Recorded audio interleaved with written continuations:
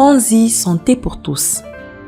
Panzi Santé pour tous est une émission qui nous donne des informations précises et à jour sur les différentes thématiques en rapport avec la santé, ainsi que les différents services nous offerts par l'hôpital.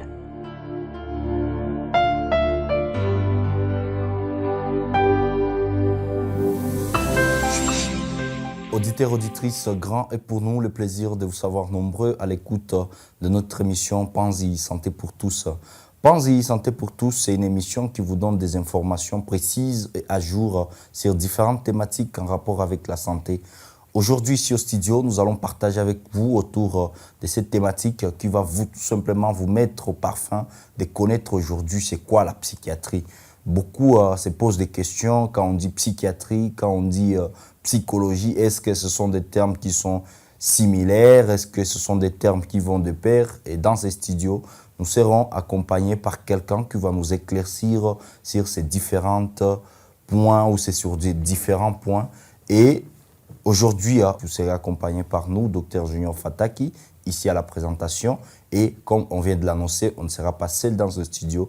Nous serons heureux de recevoir Dr Amani Boussane, qui est tout simplement psychiatre à l'hôpital général de référence des Panzi. Dr Amani Boussane, bienvenue, docteur. Merci beaucoup, docteur. Nous sommes heureux d'être reçus dans ce studio par votre équipe pour partager sur ces sujets portant sur la thématique psychiatrie.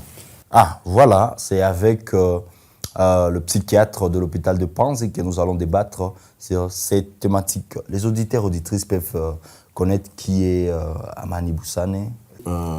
Docteur Amani Boussane que je suis médecin, congolais.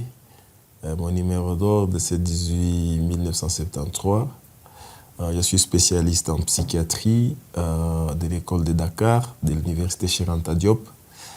En plus de cela, je suis enseignant. Je suis responsable des cours de psychiatrie dans plusieurs facultés de médecine à Bukavu. Aujourd'hui, je donne cours à l'UEA, je donne cours à l'UCB, je donne cours à l'IEB. Et nous faisons aussi pas mal de consultances dans des organisations au Sud Kivu qui œuvrent pour la santé mentale. Et en plus de cela, je suis le responsable du service de psychiatrie de l'hôpital général de référence des Panzi. Voilà, c'était avec l'enseignant des universités de la place ainsi que le responsable des services de psychiatrie que nous aurons à débattre autour de cette thématique. Docteur Amani, vous êtes le responsable du service de psychiatrie. Comment est-ce que s'organise votre service de psychiatrie ici à Panzi? Quelles sont les activités que vous organisez et comment comment un auditeur, une auditrice peut venir pour être assuré d'avoir une bonne prise en charge ici? Les services de psychiatrie, vous l'organisez comment? Ce service de psychiatrie, ça a été créé en 2018 par le docteur Mukwege. Lorsqu'il avait remarqué que la maladie mentale montait vraiment en puissance dans la province suite à plusieurs facteurs que nous faisons face, et on a initié un service de psychiatrie. Ce service de psychiatrie fonctionne dans les départements de médecine interne et spécialités médicales. Et au sein de ces services, nous avons d'abord une unité d'accueil, le service d'accueil qui va recevoir les malades, les écouter et expliquer les modalités de fonctionnement du service et orienter au service de consultation externe. Notre service de consultation externe s'occupe d'abord la consultation de nouveaux patients qui n'ont jamais eu des problèmes psychiatriques, qui n'ont jamais été en psychiatrie, mais également des suivis des malades en ambulatoire. Ça veut dire les malades qui ont été hospitalisés. Après la sortie de l'hôpital, les soins continuent en ambulatoire et ça se fait dans le service de consultation externe. Nous avons un service d'hospitalisation et dans l'hospitalisation, nous avons deux types. Nous avons l'hospitalisation libre. Ça veut dire que le malade exprime son consentement pour les soins. Et nous avons l'hospitalisation sous contrainte. C'est lorsque nous trouvons que le malade constitue un danger pour lui-même et pour son entourage. Et là, nous n'avons pas besoin du consentement du malade parce qu'il ne va jamais accepter les soins. Et là, nous utilisons les soins sous contrainte. Nous organisons ce type d'hospitalisation. Mais également, nous avons la prise en charge psychiatrique des enfants qui se fait en ambulatoire. Par exemple, les enfants autistes, les enfants avec troubles déficitaires de l'attention, avec hyperactivité, sont des enfants que nous prenons en charge dans notre service externe ou service en ambulatoire. En plus de cela, nous avons ce qu'on appelle la psychiatrie des liaisons. Ça veut dire un malade peut ne pas avoir les problèmes psychiatriques, mais au décours de son hospitalisation dans un autre service, il présente un trouble du comportement qui nécessite l'intervention du psychiatre. C'est dans ce service de psychiatrie des liaisons où il y aura la solution à son problème. Nous avons le service de psychologie. Le service de psychologie, là, nous avons nos psychologues qui vont apporter les soins psychologiques aux malades qui les nécessitent. Parce que ce n'est pas tout celui qui consulte en psychiatrie qui a besoin des soins vraiment psychiatriques. Il y a d'autres dont le problème n'est pas sévère, où on peut régler les problèmes avec le psychologue. Et voilà pourquoi nous orientons dans ce service de psychologie. Nous avons le service d'électroencéphalographie ou laboratoire d'EEG. Vous savez que la psychiatrie, c'est parmi les services qui s'occupent des épileptiques. Avec le service de neurologie et pédiatrie et électrophysiologie, la psychiatrie fait partie des services qui s'occupent des épileptiques. Lorsque la personne fait la crise, pour confirmer qu'il est épileptique ou pas, nous devons faire un examen d'EEG et ça se passe sur le laboratoire qui est disponible dans notre service. En bref, je peux présenter ces services comme cela, mais l'hôpital de Panzi, c'est une clinique universitaire. Et dans les attributions en tant que clinique universitaire, le service de psychiatrie aujourd'hui, c'est un cadre qui forme presque tous les médecins stagiaires de la ville en ce qui concerne la psychiatrie. Mais également, c'est un cadre de recherche parce que nous avons beaucoup de chercheurs pour la santé mentale qui viennent de l'Europe et qui vont faire leurs recherches dans notre service. Donc il y a ce volet recherche aussi où nous intervenons et volet formation. Merci beaucoup pour cette présentation de votre service de psychiatrie. On comprend que vous organisez, l'hôpital de Panzi organise presque toutes les entités qui concernent, qui ont trait en rapport avec la psychiatrie. Mais on est en train de parler de la psychiatrie, mais je pense pas mal de gens ne comprennent pas c'est quoi au juste la psychiatrie par définition. C'est une très bonne question parce que si vous regardez bien à Bukavu, les gens pensent que la psychiatrie, ça veut dire quelque chose ou une discipline qui s'occupe des fous, que de fous. La psychiatrie, c'est la médecine, c'est une branche de la médecine. D'ailleurs, parmi les anciennes disciplines de la médecine au monde, elle s'occupe de toute personne qui présente les problèmes de santé mentale. Que ce soit grave ou pas, ce problème est géré en psychiatrie. Donc je peux dire que c'est une branche de la médecine qui s'occupe de pathologies psychiatriques ou pathologies mentales, mais également aujourd'hui OMS a élargi un peu le spectre. Donc maintenant aujourd'hui le spectre d'intervention, on touche aujourd'hui tous les problèmes qui cadrent avec le fonctionnement psychique de l'être humain. Voilà en bref ce qu'est la psychiatrie. Donc on comprend que est-ce que la psychiatrie et la santé mentale, c'est la même chose ou il y a des différences entre les deux termes, psychiatrie et santé mentale? Ok, merci. Il y a quand même une différence parce que la psychiatrie va s'occuper de toutes ces personnes qui sont un peu déséquilibrées, toutes ces personnes qui ne se sentent pas bien à l'aise dans leur peau, alors que la santé mentale, elle est un peu globalisante. Et vous savez que pour dire que quelqu'un est en santé mentale, il doit être d'abord à mesure de réaliser ses potentiels. Il doit être à mesure de faire face aux difficultés normales de la vie. Il doit être apte à travailler avec succès et d'une manière productive.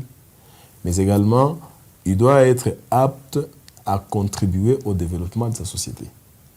Donc, si vous essayez un peu de voir cette définition, tout celui qui a un problème de santé mentale n'a pas un problème psychiatrique. Et vous allez voir que dans la communauté, nous avons beaucoup de gens avec problèmes de santé mentale qui ne répondent pas à ces critères.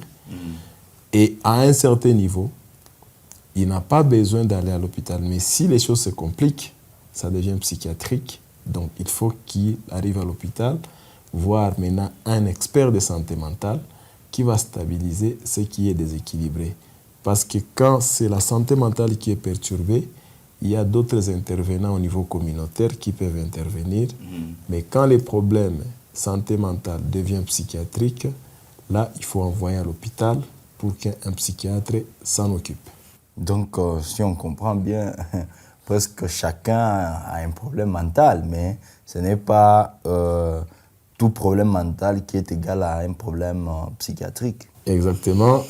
Aujourd'hui, si vous demandez qui n'est pas touché par les problèmes de santé mentale, surtout chez nous, cette personne n'existe pas. Oui. Mais parmi ceux qui sont touchés, ceux qui ont les problèmes de santé mentale, combien qui ont besoin de soins psychiatriques? Là, l'effectif est vraiment grand. Parce que même si vous regardez les statistiques au niveau gouvernemental, ce sont les statistiques venant des hôpitaux. Les données viennent des hôpitaux. Vous avez une idée par rapport à ça? Bon, l'année 2023, nous étions à plus de 22 millions de Congolais. Ça, ce sont des statistiques des hôpitaux. Mais cette année-ci, on n'a pas encore des statistiques. Mais voilà, les problèmes de santé mentale, c'est un problème un peu général que nous devons prendre au sérieux parce que c'est à cause de ces problèmes que les taux d'utilisation des services de psychiatrie augmentent de jour en jour. Voilà pourquoi aussi nous voulons quand même que la population soit éveillée, savoir que même si le problème n'est pas encore psychiatrique, on peut quand même voir le psychiatre pour prévenir les complications.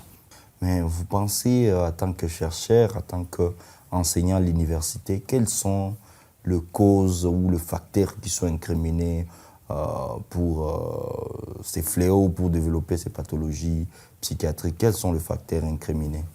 Voilà, merci beaucoup. Vous savez d'abord que nous sommes dans une situation très difficile aujourd'hui. Le milieu est traumatique, le milieu est traumatogène.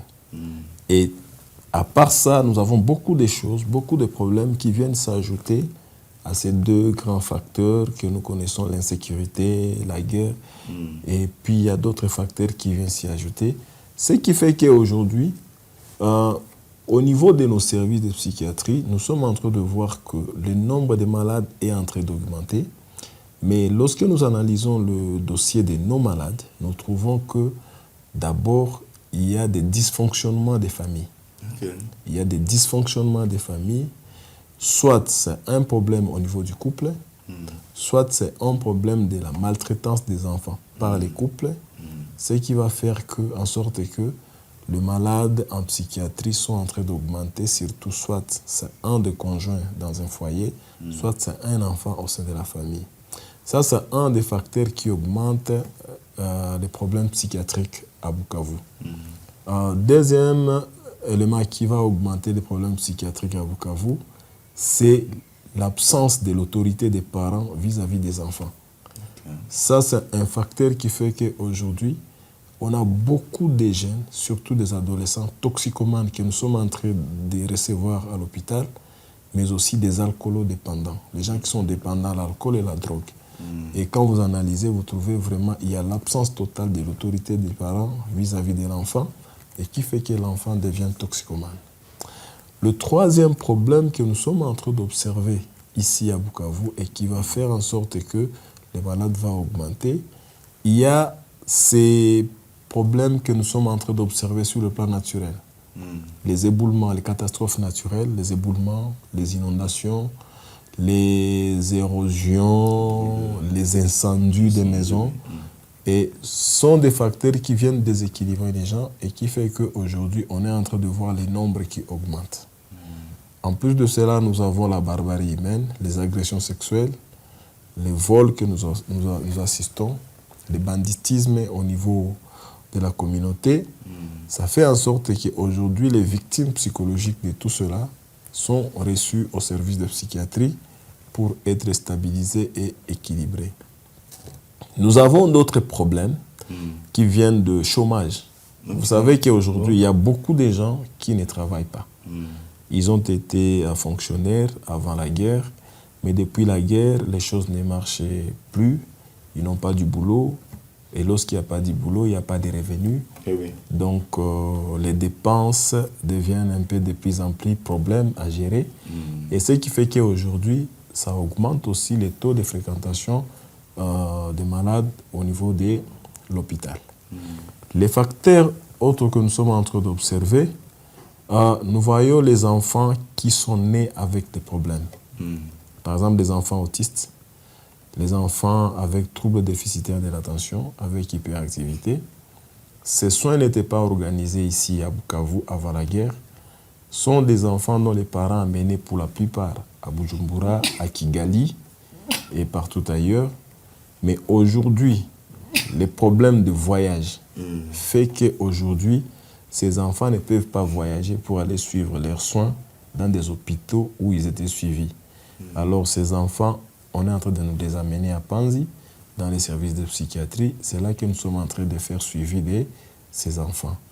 En dehors de cela, nous avons des traumatisés, des personnes qui développent le stress post-traumatique, tout simplement parce qu'ils ont perdu leur père pendant la guerre, ils ont perdu leurs biens pendant la guerre, on a violé leurs enfants, on a violé leurs femmes, ou bien les gens qui ont été violés, victimes de violences sexuelles pendant cette période. Et tout ça, ce sont des choses qui sont en train de nous augmenter les malades à l'hôpital en cette période. On comprend que vous êtes en train de faire face à des situations pas commodes, à des situations où vous devez adapter tout ce qui est psychiatrie pour essayer un peu de pallier à ces difficultés ou à ce problème de la vie. Mais est-ce que ici à Panzi, vous en êtes capable de prendre correctement en charge tout ce problème dont vous venez de nous décrire? Oui, parce que si vous regardez notre plateau technique en psychiatrie, nous sommes quand même bien outillés pour répondre à toutes ces demandes de la population. Par exemple, actuellement, dans la province, nous sommes l'unique hôpital avec un psychiatre, un médecin spécialiste en psychiatrie, mais aussi nous avons 3 médecins généralistes qui sont bien formés en psychiatrie. Nous avons 12 psychologues à l'hôpital. Nous avons une capacité d'accueil de 24 lits, mais aussi celui qui a ses moyens. Nous avons aussi des classes VIP où nous pouvons mettre quelqu'un dans nos cliniques. Mais en dehors de cela, nous avons quand même des protocoles de prise en charge qui sont standards internationaux. Les mêmes soins psychiatriques que nous donnons à Panzi, ce sont les mêmes soins psychiatriques que vous allez recevoir à Paris, que vous allez recevoir à Belgique, que vous allez recevoir en Inde, que vous allez recevoir aux États-Unis. Parce que nous utilisons les protocoles standards à l'échelle internationale sur base du DSM et la classification internationale des maladies selon l'OMS. En plus de cela, nous avons quand même une équipe de psychologues bien formés pour faire les suivis à domicile. Donc, en dehors des soins psychiatriques à l'hôpital et à la maison, il y a des psychologues qui peuvent faire des suivis à domicile pour voir comment nos malades évoluent. De ce côté-là, en tout cas, je pense qu'au niveau provincial, les services de psychiatrie de Panzi, c'est vrai, les gens ne connaissent pas. Parce que les gens, ceux-là qui ne sont jamais arrivés à ces services pour le soin, ils ne peuvent pas savoir. Mais ceux qui y passent eux-mêmes portent témoignage du service de psychiatrie. Les services de psychiatrie à l'hôpital de Panzi vous offrent des soins au standard international et que vous êtes les bienvenus pour la prise en charge des différents problèmes psychiatriques. Docteur Amani, est-ce y a-t-il une différence ou est-ce qu'il y a du parallélisme entre la psychiatrie et le psychologue? La psychologie, en fait, c'est la branche de la psychiatrie. La psychologie, c'est la branche de psychiatrie dans laquelle le soin se fait sans l'utilisation des molécules. Là, on utilise plus la parole et on utilise les moyens qu'on appelle les moyens paramédicaux. où on n'utilise pas les médicaments, où on n'utilise pas les moyens un peu agressifs pour gérer les problèmes de la personne. C'est ça la psychologie, surtout clinique. La psychiatrie, là, vous avez souvent les malades un peu avancés, où vous avez besoin de faire recours soit aux médicaments, soit aux moyens un peu agressifs, ou des moyens un peu solides comme des électrochocs pour la sismothérapie, où on ne peut pas utiliser les médicaments, on utilise ces moyens pour stabiliser les malades. Et ça, c'est un peu une différence qui va se présenter sur le plan pratique. Les psychologues, c'est qui? Les psychologues, c'est un intervenant en santé mentale qui est formé pour appliquer la psychologie sur le plan clinique par rapport aux malades. Ça, c'est un psychologue clinicien. C'est le psychologue que nous avons besoin à l'hôpital. Mais son travail, ça ne veut pas dire que son travail se limite seulement à écouter et à apporter les soins psychologiques par la parole. Non. Il collabore avec le psychiatre. Le psychiatre, lui, il est comme le coordonnateur des soins de santé mentale dans une approche multidisciplinaire où il collabore avec les psychologues, l'assistant social et les autres. Ça veut dire quoi? Un psychologue, il reçoit les malades. Il commence la prise en charge. À un certain moment, il se rend compte que l'état du malade ne lui permet pas d'avancer. Et en ce moment-là, il aura besoin d'un psychiatre pour stabiliser les malades, pour ramener le malade à l'état normal qui va lui permettre de continuer la prise en charge psychologique. Dans ces cas-là, un psychiatre a besoin d'un psychologue et un psychologue a besoin d'un psychiatre. Un psychiatre, il peut recourir au service d'un psychologue lorsqu'il a stabilisé son malade et il met un plan de réduction pour arriver un jour peut-être à arrêter les médicaments. Il peut dire, voilà, j'ai besoin d'un psychologue qui va faire la jonction pour me permettre d'arriver à un certain moment d'arrêter les médicaments. Il peut amener un psychologue pour continuer à faire ce travail. Alors, donc, en termes de différence, les psychologues, ils ne soignent pas avec les médicaments, mais un psychiatre utilise le médicament au-delà de ce que le psychologue fait. Parce qu'un psychiatre a la formation d'un médecin, il a la formation d'un psychologue, il a la formation d'un assistant social, il a la formation d'un anthropologue et il a la formation de comment diriger des équipes multidisciplinaires dans les soins. Donc, en ce qui concerne la différence entre psychiatre et psychologue, le psychologue collabore avec le psychiatre parce que lui ne peut pas utiliser les médicaments. Et le psychiatre collabore avec le psychologue parce qu'à un certain moment des soins, il aura besoin de quelqu'un qui va continuer avec l'approche non médicale pour assister le malade. Donc, dans la psychiatrie, nous sommes complémentaires. Ah, voilà. Donc, est-ce qu'il existe certains problèmes d'ordre uniquement psychiatrique et d'autres problèmes d'ordre uniquement psychologique? Y a-t-il cette part des choses malgré qu'on vient de comprendre que vous travaillez en étroite collaboration? La gestion émotionnelle n'a pas forcément besoin d'un psychiatre. Un psychologue peut gérer les émotions sans problème. Mais par exemple, la personne arrive au stade d'une schizophrénie. C'est la grave complication qu'on peut avoir en santé mentale. À ce moment-là, on a besoin du psychiatre. Parce qu'un schizophrène doit d'abord être stabilisé par un psychiatre avant de penser à faire la psychothérapie. Donc, il y a des choses qui sont uniquement psychiatriques, il y a des choses qui sont uniquement psychologiques, mais à un certain moment, si le psychologue est dépassé, il doit envoyer chez le psychiatre.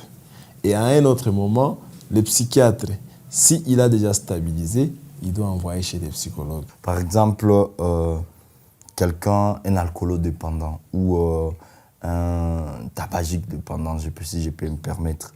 Est-ce que ce genre de problème, vous pensez, en tant que psychiatre, qu'un psychologue peut résoudre ce genre de problème sans pour autant passer par le psychiatre, ou vous mettez ce genre de catégorie de gens dans des problèmes psychiatriques? Tout va dépendre du degré de dépendance. Par exemple, quelqu'un qui est dépendant à l'alcool ou au tabac, il arrive à l'hôpital, nous devons d'abord l'écouter, faire son examen psychiatrique et les situer par rapport à un diagnostic. Lorsque nous les situons, nous mettons en place d'abord ce qu'on appelle la prise en charge motivationnelle. Là, il y a plusieurs stades. Nous allons d'abord commencer à ce qu'on appelle la phase de pré-contemplation. Et après cette phase, la phase de contemplation, jusqu'à la phase de décision. Les 3 phases sont des phases qui peuvent être gérées par les psychologues. Parce qu'ils travaillent avec la personne comme un tout pour arriver à l'amener à accepter que sa dépendance c'est un problème et à adhérer à ce qu'on appelle les contrats thérapeutiques, le projet de prise en charge pour qu'on arrive à les détacher du produit. Les 3 phases-là, pré-contemplation, contemplation, décision, il y a un grand travail que les psychologues doivent faire parce qu'après là, nous passons à la phase d'action et c'est à la phase d'action que le psychiatre va intervenir d'une manière intensive. Il va travailler d'une manière intensive à la phase d'action. C'est pour détacher la personne du produit, gérer tout ce qui est signe de dépendance physique et signe de dépendance psychique que la personne doit présenter. Après la phase d'action, une fois que la personne est détachée du produit, il a abandonné, nous commençons la phase de maintenance. Là encore, le psychologue revient. Parce que la phase de maintenance, c'est la phase que le psychologue va gérer la personne, soit dans des groupes des anciens buveurs ou des anciens fumeurs, soit par d'autres stratégies psychologiques. Alors, s'il y a perturbation de l'autre côté, le malade ne va pas entrer, il ne va plus rentrer chez le psychologue, le malade rentre chez le psychiatre. Voilà, donc c'est de façon cyclique. La collaboration entre psychiatre et psychologue, c'est une collaboration à ne pas briser, c'est une collaboration qui est obligatoire dans les soins de santé mentale dans une unité de psychiatrie.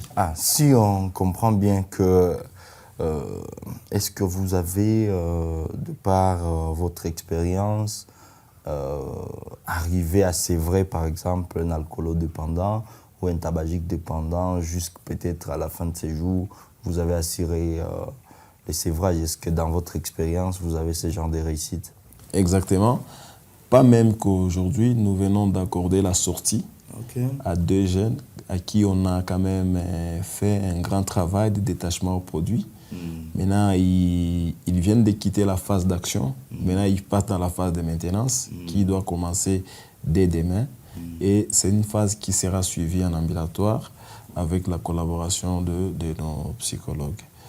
Il y a pas mal de parents à Bukavu qui peuvent porter témoignage de la manière dont les enfants étaient dépendants aux produits et la manière dont notre service les a aidés à se détacher du produit.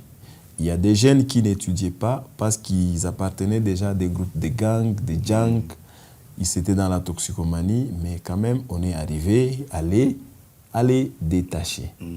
Et donc, nous ne pouvons pas porter témoignage, mais ce sont les parents des enfants ou les personnes que nous avons aidées qui vont essayer un peu d'apporter la lumière et montrer que, voilà, à l'hôpital de Panzi, on a quand même eu de bons services qui nous a aidés et ça sera utile et bénéfique à la population. Voilà, merci beaucoup, psychiatre Dr Amani Boussane. Nous sommes en train d'achever petit à petit vers la fin de cet échange d'aujourd'hui qui portait sur c'est quoi la psychiatrie.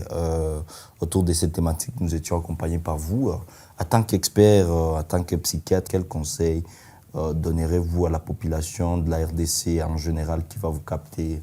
Comme conseil que je peux donner à la population de Bukavu, la maladie mentale évolue très mal lorsqu'elle est ignorée. Et qu'est-ce qui fait que cette maladie est ignorée? C'est parce que nous sommes déjà habitués à une banalisation. Nous devons faire attention parce que nous sommes entourés de plusieurs facteurs traumatiques qui perturbent le mental des gens. Et souvent, les gens sont distraits. Parce que le premier recours des malades qui nous arrive, c'est la chambre de prière, les guérisseurs traditionnels. Et quand vous regardez le temps que la personne a passé dans une chambre de prière, le temps que la personne a passé ou chez les guérisseurs traditionnels. Il arrive à l'hôpital tardivement, c'est du temps perdu. Peut-être on pouvait récupérer la situation et la personne serait sauvée de cette maladie. Mais le malade nous arrive avec retard, on est obligé de le suivre d'une manière chronique parce que ça sera difficile de le récupérer. Donc, à chaque fois qu'il y a les signes d'alerte, comme un manque du sommeil, déjà faire 4 jours sans dormir, c'est un problème, il faut voir un psychiatre. Déjà des maux de tête qui font 4 jours et qui ne cèdent pas au paracétamol, vous devez voir un psychiatre. Lorsque vous avez des malaises du corps dont vous ne connaissez pas l'origine, vous devez voir un psychiatre. Lorsque vous vous sentez en insécurité et vous ne connaissez pas la cause, il faut voir un psychiatre. N'attendez pas à ce que vous arrivez au stade que vous allez jeter les habits. N'attendez pas à ce que vous arrivez au stade où vous allez commencer à ne plus vous rappeler à vous laver pour venir à l'hôpital. Dès que vous avez ces moindres déséquilibres, venez à l'hôpital. Là, les choses ne sont pas encore avancées. Le psychiatre va vous voir, il va voir ce qu'il va faire le plus rapidement possible pour vous récupérer. Un conseil encore que je donne à Bukavu, nous sommes dans une situation d'insécurité. On sait très bien que les agents de l'ordre sont en train de faire leur mieux pour stabiliser les choses, mais les problèmes restent toujours. Nous sommes en train de recevoir à l'hôpital beaucoup de cas de kidnapping. Et nous remercions ces familles qui sont en train de nous amener ces malades qui ont été kidnappés. Parce que parmi ces malades, il y a ceux-là dont nous mettons les mécanismes pour protéger leur appareil psychique à ne pas disjoncter. Et ils sont en train de sortir à l'hôpital sans indemne de tout problème.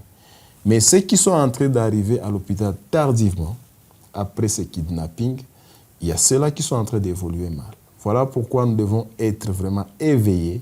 À chaque fois qu'il y a un problème, venez rapidement à l'hôpital. Nous sommes disponibles à vous recevoir. Nous avons des équipes compétentes à vous gérer selon les stades sur lesquels vous venez à l'hôpital. Je termine en disant ceci que si nous avons nos mentales stabilisés, si les gens sont bien suivis sur le plan psychiatrique, c'est aussi un moyen de construire notre société. Donc nous allons bâtir notre société si nos mentales sont stabilisés. Et si nos états mentaux ne sont pas stabilisés, nous allons détruire notre société. Je termine par là. Merci. Le plaisir était pour nous de vous savoir nombreux à l'écoute de cette émission Panzi Santé pour tous. Aujourd'hui, dans ce studio, on était en train de parler sur la psychiatrie, donc autour de cette thématique. Vous étiez accompagné par nous, Dr Junior Fataki.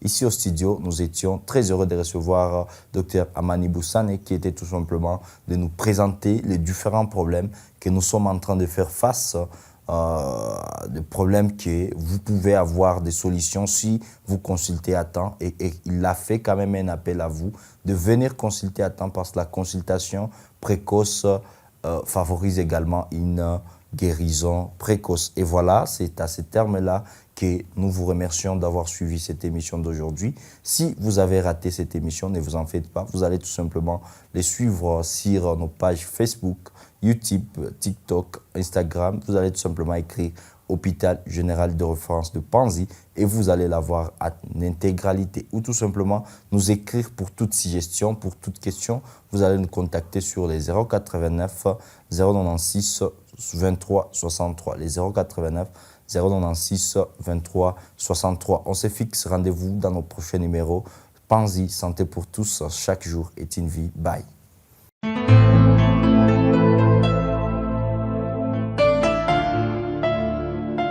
Panzi Santé pour tous. Panzi Santé pour tous est une émission qui nous donne des informations précises et à jour sur les différentes thématiques en rapport avec la santé ainsi que les différents services nous offerts par l'hôpital.